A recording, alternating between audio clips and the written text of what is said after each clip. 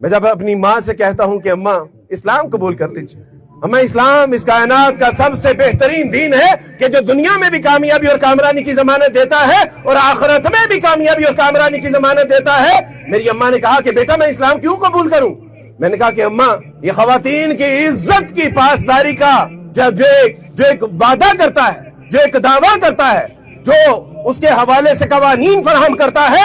میں نے کہا کہ اماں اسلام تو وہ دین ہے کہ ایک مسلمان عورت کی اگر عزت کے اوپر ہاتھ ڈالا جائے تو اس دور کے مسلمانوں کے اوپر جہاد فرض ہو جاتا ہے۔ آپ جانتے ہیں نا کہ رسول اللہ صلی اللہ علیہ وسلم کے دور میں ایک یہودی قبیلے نے ایک مسلمان عورت کا صرف دوپٹہ کھینچا تھا تو مسلمان ان کی تلواریں نیام سے باہر آ گئی تھی۔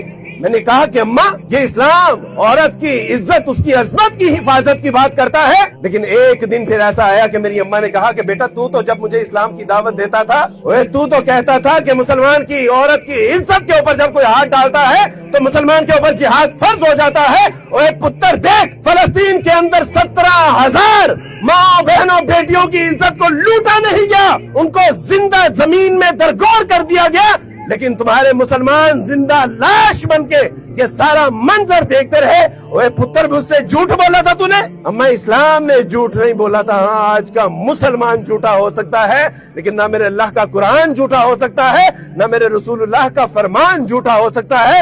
ہاں اما آج کا مسلمان جھوٹا ہے۔